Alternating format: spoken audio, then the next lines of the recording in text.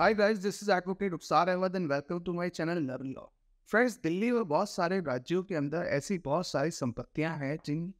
संपत्तियों को सरकार ने डिस्प्यूट किया हुआ है। ऐसी बहुत सारी कॉलोनीज हैं जो अनियमित कॉलोनीज हैं, रेगुलराइज्ड नहीं है, इर्रेगुलर कॉलोनीज हैं। उनमें लोग अपनी अपनी संपत्तियों पर रह रहे हैं, लेकिन सरकार ने उन प्रॉपर्टीज के रजिस्ट्रेशन को बंद कर दिया है। यानी कि अगर किसी भी व्यक्ति के पास 50 गज की कोई ज़मीन है और वो उसको बेचना चाहता है और कोई व्यक्ति उस ज़मीन को खरीदना चाहता है, तो उस ज़मीन की खरीदो फरोख्त के लिए ज़रूरी है कि उस प्रॉपर्टी को सेल डीड के ज़रिए खरीदा और बेचा जाए। सेल डीड का रजिस्ट्रेशन रजिस्ट्रार के पास होता है और सरकार ने ऐसी बहुत सारी कॉलोनीज़ के अंदर ऑर्डर पास किया हुआ है कि इन कॉलोनीज़ में बिकने वाली संपत्तियों का रजिस्ट्रेशन ना किया जाए, उनमें सेल डीड रजिस्टर्ड ना की जाए। जिन कॉलोनीज में सेल डीड रजिस्टर्ड नहीं होती है, वहां पर प्रॉपर्टी को कैसे सेल और परचेज किया जाता है, ये भी एक सवाल है। आमतौर पर यह देखा गया है कि जहां पर प्रॉपर्टीज का रजिस्ट्रेशन बंद है, सेल डीड का रजिस्ट्रेशन नहीं होता है, वहां पर लोग जनरल पावर ऑफ अटॉर्नी और एग्रीमेंट टू सेल दो डॉक्यूमेंट एग्जीक्यूट करके बायर और सेलर के बीच में उस प्रॉपर्टी को खरीद और बेच लेते हैं। ये जो दो डॉक्यूमेंट एग्जीक्यूट किए जाते हैं, इनका रजिस्ट्रेशन सब रजिस्ट्रार से भी करवाया जाता है और इसको नोटरी से भी रजिस्टर्ड करा लिया जाता है। जो सब रजिस्ट्रार से इसका डॉक्यूमेंट रजिस्टर्ड कराया जाता है, सब रजिस्ट्रार के यहाँ पर 2011 से पहले प्रॉपर्टी का खरीद और फरोख्त, सेल और परचेज सिंपल एक जनरल पावर ऑफ अटॉर्नी को रजिस्टर्ड सब रजिस्ट्रार भी यहाँ कराकर और उसकी सपोर्ट में एक एग्रीमेंट टू सेल बनाकर इस ट्रांजैक्शन को कंप्लीट लोग कर लिया करते थे। लेकिन 2011 के अंदर ऑनरेबल सुप्रीम कोर्ट ने एक जजमेंट पास की, जिस जजमेंट का नाम था Suraj lamp and industries versus the state of Haryana. इस जजमेंट के अंदर बहुत डिटेल्ड एक लंबा चौड़ा सुप्रीम कोर्ट ने ऑर्डर पास किया और उसने ये कहा कि जितनी भी ट्रांजैक्शंस इस तरह की होती हैं जिसमें प्रॉपर्टी की सेल और परचेज सिंपल 100 या 50 रुपए वाले स्टैम्प पेपर के ऊपर जनरल पावर ऑफ अटॉर्नी को रजिस्टर्ड कराकर और एग्रीमेंट टू सेल को रजिस्टर्ड कराकर खरीद और बेची जाती है, ये सारी इनवैलिड ट्रांजैक्शंस है। ऐसा कोई भी डॉक्यूमेंट इनवैलिड है जो रजिस्ट्रार के यहाँ से रजिस्टर्ड करा के प्रॉपर्टी की सेल परचेज को शो करता है। यानी कि अगर किसी व्यक्ति ने simple general power of attorney बनवाई और एग्रीमेंट टू सेल बनवाया और उसके जरिए प्रॉपर्टी को खरीद लिया, तो सुप्रीम कोर्ट का 2011 का ऑर्डर ये कहता है कि उससे ऑनरशिप ट्रांसफर नहीं होती है। फिर 2011 में ये जब जजमेंट आई तो 2011 की इस जजमेंट को रीड करने के बाद ये एज्यूम किया गया कि 2011 के बाद जितने भी जीपीए और एग्रीमेंट टू सेल होंगे, ये इफेक्ट उनके ऊपर होगा। यानी कि इस जजमेंट का इफेक्ट प्रोस्पेक्टिव होगा, ना कि रेट्रोस्पेक्टिव।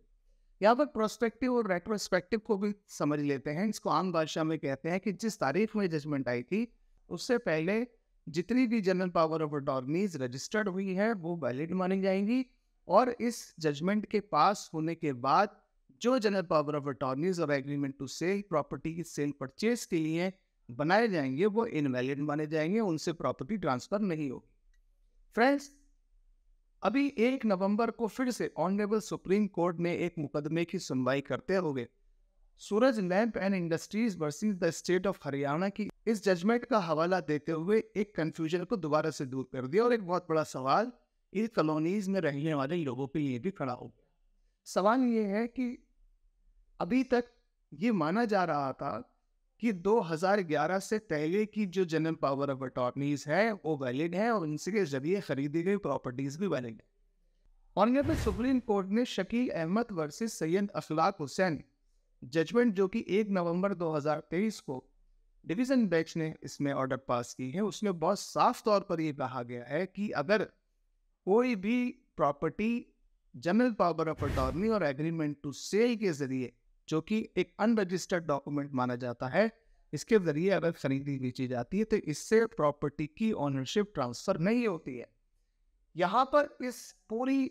सीरीज को बताने की जरूरत इसलिए पेश आई है क्योंकि दिल्ली के अंदर बहुत सारी ऐसी कॉलोनीज हैं जहां पर प्रॉपर्टीज की सेल परचेज बिल्कुल सरकारी तौर पर आप नहीं कर सकते, यानी कि उनकी आप सेल डीड नहीं करा सकते, उनकी गिफ्ट डीड नहीं करा सकते, आप उनको अ, सरकारी तौर पर जो पेपर तैयार होते हैं वैसे नहीं कर सकते। अब जो दूसरा तरीका अपनाया जाता है, उस दूसरे तरीके को सुप्रीम कोर्ट ने पूरी तरह से इनवैलिड करार दे दिया है। तो ऐसे हजारों लाखों लोग जो प्रॉपर्टीज के मालिक हैं और उनके पास सील डीड नहीं है, गिफ्ट डीड नहीं है, उन्होंने ये प्रॉपर्टीज किसी से जनरल पावर ऑफ अटॉर्नी और एग्रीमेंट टू सेल के जरिए खरीदी थी। अब उनके ऊपर एक नया सवाल खड़ा हो जाता है कि वो अपनी प्रॉपर्टीज की वैलिडिटी को कैसे साबित करेंगे, क्योंकि कोर्ट के अंदर बहुत सारे ऐसे मुकदमे आते हैं, जैसे किसी व्यक्ति के पास जनरल पावर ऑफ अटॉर्नी और एग्रीमेंट टू सेल है, वो उसमें पिछले 5-7 साल से 10 साल से रह रहा है, उसने किसी को वो प्रॉपर्टी किराए पर दी, तो यहाँ पर ऑनरशिप और टेनेंसी के सवाल उठेंगे।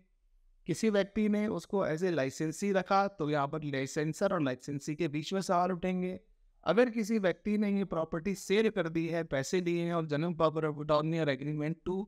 सेल का डॉक्यूमेंट बनाया है, तब भी पैसे देने के बावजूद भी वो व्यक्ति उस प्रॉपर्टी का मालिक नहीं बनता है, यानी कि बायर प्रॉपर्टी का मालिक नहीं बनता है। इसलिए इस जजमेंट के आने के बाद बहुत सारी कंफ्यूजन दोबारा से क्रिएट हो गई है। जो लोग जनरल पावर ऑफ अटॉर्नी और एग्रीमेंट टू सेल के जरिए किसी भी प्रॉपर्टी को खरीदने जा रहे हैं, उनके लिए ज़रूरी है कि वो किसी न किसी एडवोकेट से ज़रूर कंसल्ट करें, ऐसी प्रॉपर्टीज़ को खरीदने से बचें जिनके ऊपर अभी सरकार की तरफ से सेल डीड और गिफ्ट डीड का रजिस्ट्रेशन बंद है, क्योंकि आने वाले वक्त में ऐसा मुमकिन है कि आप अच्छी खासी रकम पे करने के बाद भी आप उस प्रॉपर्टी के मालिक ना बने। आई होप आपको ऑनरेबल सुप्रीम कोर्ट की इस जजमेंट का, जिसका आज मैंने हवाला दिया है, आपको समझ में आया होगा। इससे रिलेटेड जो भी नई अपडेट्स होंगी, कैसे प्रॉपर्टीज का रजिस्ट्रेशन होगा जनरल पावर ऑफ अटॉर्नी और एग्रीमेंट टू सेल के बदले कौन सा नया तरीका रजिस्ट्रेशन का आएगा कानूनी तौर पर, वो भी मैं आपको आने वाली वीडियोस में ज़रूर बताऊंगा। फिलहाल इस टॉपिक से रिलेटेड जो भी क्वेश्चन आपके माइंड में है, आप मुझे इनबॉक्स में लिखिए, जिसका मैं आपको टाइमली रिप्लाई करने की कोशिश करूंगा। लास्ट में मेरी आपसे रिक्वेस्ट है कि अगर आपको मेरी वीडियो चाहिए तो प्लीज़ लाइक शेयर सब्सक्राइब करें। Thank you.